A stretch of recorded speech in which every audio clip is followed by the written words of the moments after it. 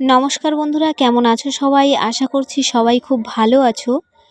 তো ছোটোবেলা থেকে কখনোই শুনিনি ধানতেরাস মানে কি, বা ধানতেরাসে আমাদের বাঙালিদের কি কি করণীয়, বা কোন কোন জিনিসগুলো কেনা আমাদের জন্য শুভ অশুভ।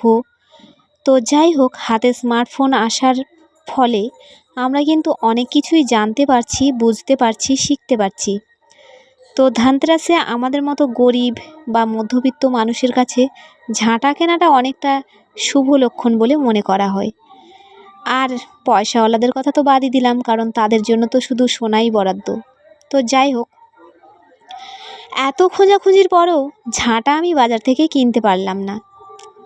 তারপর বাড়ির গাছ থেকে কয়েকটা খেজুর পাতা কেটে নিলাম এবং সেগুলোকে বেশ ছোট ছোট করে টুকরো করে সেফটি পিন দিয়ে পাতাগুলোকে চিকিয়ে নিয়ে তারপর সেগুলোকে বেঁধে নিলাম। বেশ 3 জায়গায় আমি বেঁধে নিয়েছি, দেখতে পেয়েছো তোমরা। তারপরে তার ওপরে একটু গঙ্গা জল ছিটিয়ে দিলাম, তাতে একটু সিঁদুর দিলাম, মানে ওই ঝাঁটার গায়ে একটু সিঁদুর দিলাম। এবার দেখো, হলুদ রঙের আবির দিয়ে দিচ্ছি একটু ঝাঁটার চারপাশে।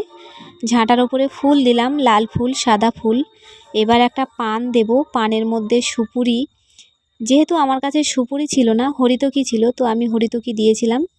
তো পান, হরিতকি, 1 টাকার একটা কয়েন আর 3টে বাতাসা এবং ধূপ দিয়ে আমি ঝাঁটাটাকে পুজো করে নিয়েছিলাম। তো যাই হোক বন্ধুরা, কি আর করা যাবে, গ্রামে বাস করি, সেই অর্থে ঝাঁটা আমি কিনতে পারিনি, তাই নিজের হাতে ঝাঁটা বানিয়ে পুজো দিচ্ছি। তো তোমাদের কেমন লাগলো বিষয়টা?